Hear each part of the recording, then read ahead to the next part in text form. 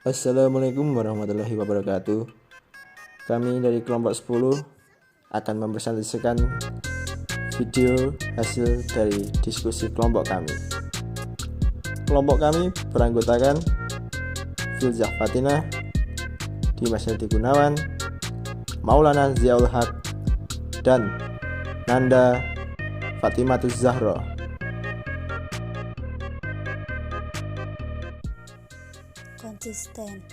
Konsisten atau taat asas berkaitan dengan penggunaan unsur bahasa dalam karya keilmuan. Unsur kebahasaan yang dimaksud adalah kosakata atau istilah, bentukan kata, dan penggunaan kata singkatan. Harus bersifat ajeg, taat asas, selaras, dan tidak berubah-ubah. Unsur bahasa serupa pembentukan kata dan tata tulis atau penggunaan ejaan tanda-tanda baca digunakan sesuai kaidah yang berlaku konsisten. Bahasa karya ilmiah harus dibedakan dengan gaya bahasa sastra. Gaya bahasa karya ilmiah cenderung monoton dan kaku. Contoh kalimat konsisten. 1. Untuk mengatasi penumpang yang melimpah menjelang dan usai lebaran, pengusaha angkutan dihimbau mengoperasikan semua kendaraan ekstra. Kedua, untuk penumpang yang melimpah menjelang dan usai lebaran telah disiapkan kendaraan yang cukup. Pengusaha angkutan dihimbau mengoperasikan semua kendaraan ekstra. Kalimat empiris atau penekanan. Penekanan kalimat adalah perlakuan penonjolan ide pada pokok kalimat. Dalam sebuah kalimat ada ide yang ditonjolkan. Kalimat itu memberi penekanan atau penegasan pada bagian kalimat tertentu. Dalam bahasa lisan, pembicara biasanya memperlambat ucapan, meninggikan suara pada bagian kalimat yang diberi tekanan. Dalam bahasa tulis, ada berbagai cara memberi penekanan dalam kalimat, yaitu yang pertama, meletakkan kata yang ditonjolkan itu di awal kalimat. Yang kedua, membuat urutan yang logis. Yang ketiga, melakukan pengulangan kata atau repetisi. 4. Mengubah kalimat aktif menjadi pasif. Yang pertama, meletakkan kata yang ditonjolkan itu di awal kalimat. Contoh, pemerintah bertekad mulai tahun depan Jakarta bebas banjir. Penekanannya adalah pemerintah bertekad.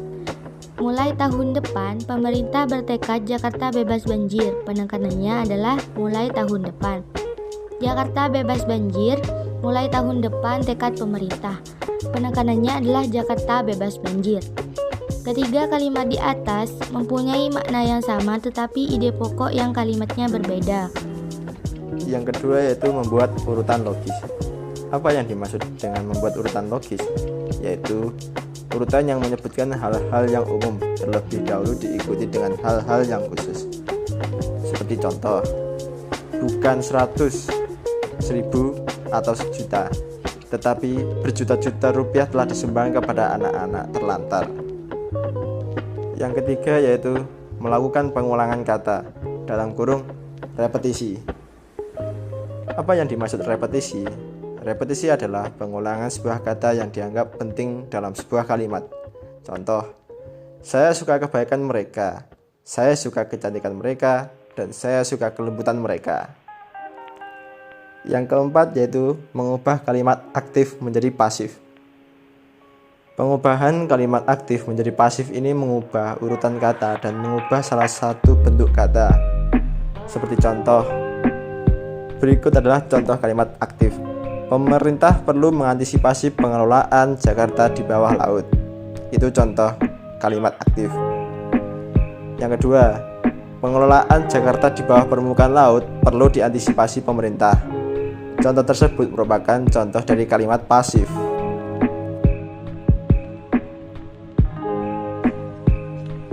Karakteristik kegramatikalan kalimat dalam karya tulis ilmiah. Kalimat gramatikal merupakan kalimat yang mengandung makna gramatikal. Makna gramatikal sendiri merupakan makna yang terbentuk dari hasil gramatikalisasi sebuah kata. Adapun gramatikalisasi tersebut terdiri atas afiksasi atau pengimbuhan, deduplikasi atau pengulangan kata, dan pemajmukan kata. Untuk mengetahui seperti apa kalimat-kalimat yang mempunyai makna gramatikal, berikut ini akan ditampilkan beberapa contoh di antaranya. Adapun contoh-contoh tersebut adalah sebagai berikut. Yang pertama, tadi siang, aku melihatnya tengah berjalan di taman sendirian. Kata berjalan pada kalimat di atas bermakna bergerak dari satu titik ke titik lain. Kata berjalan sendiri merupakan hasil gramatikalisasi dari kata jalan yang digramatikalisasi dengan cara afiksasi atau pemberian imbuhan, di mana imbuhan yang diberikan adalah imbuhan ber.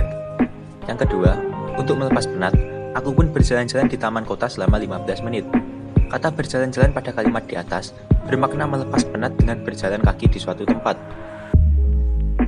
Adapun kata berjalan-jalan sendiri merupakan hasil gramatikalisasi kata jalan yang digramatikalisasi dengan cara reduplikasi imbuhan atau pengulangan kata sekaligus pemberian imbuhan. Yang ketiga, kami semua masih belum menemukan jalan keluar dari permasalahan tersebut. Kata jalan keluar pada kalimat di atas mempunyai makna solusi. Adapun kata jalan keluar sendiri merupakan hasil gramatikalisasi kata jalan yang digramatikalisasi dengan cara pemajmukan kata, di mana kata jalan digabungkan atau dimajemukkan dengan kata keluar yang bermakna bergerak dari sebelah dalam menuju sebelah luar. Yang nomor 4, Pak Umar telah membeli salah satu rumah yang ada di perumahan tersebut. Kata perumahan pada kalimat di atas mempunyai makna kumpulan rumah-rumah yang ada di suatu wilayah. Kata perumahan sendiri merupakan hasil gramatikalisasi kata rumah yang digramatikalisasi dengan cara afiksasi atau pemberian imbuhan, di mana imbuhan yang diberikan pada kata ini adalah imbuhan pe dan an. Kelima, Ami dan teman-temannya sedang bermain rumah-rumahan. Kata rumah-rumahan pada kalimat di atas bermakna menyerupai rumah atau diserupakan dengan rumah. Kata rumah-rumahan sendiri merupakan hasil gramatikalisasi kata rumah yang digramatikalisasi dengan cara reduplikasi, di mana reduplikasi yang dilakukan adalah reduplikasi berimbuhan atau pengulangan kata yang dilakukan sembari memberi imbuhan pada kata yang telah diulang tersebut. Nomor 6, pada malam hari, sinar lampu di rumah api akan menyala. Kata rumah api pada kalimat di atas bermakna mercusuar. Kata rumah api sendiri merupakan hasil gramatikalisasi kata rumah yang digramatikalisasi dengan cara pemajemukan kata. Adapun pemajemukan kata yang dilakukan pada kata ini dilakukan dengan cara menggabungkan kata rumah dengan kata lainnya, yaitu api. Yang ketujuh, setelah gajian, Pak Burhan pun mengajak kami makan-makan di sebuah restoran. Kata makan-makan pada kalimat di atas mempunyai makna kegiatan makan yang dilakukan untuk bersenang-senang ataupun berpesta. Kata makan-makan sendiri merupakan hasil gramatikalisasi kata makan yang dilakukan dengan cara reduplikasi ataupun mengulangi kata tersebut. Adapun reduplikasi yang dilakukan adalah reduplikasi utuh atau pengulangan kata secara utuh.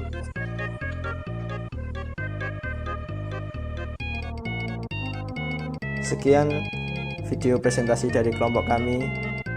Jika ada kekurangan dalam penjabaran materi atau kesalahan dalam penuturan kata, kami mohon maaf sebesar-besarnya. Sekian, terima kasih.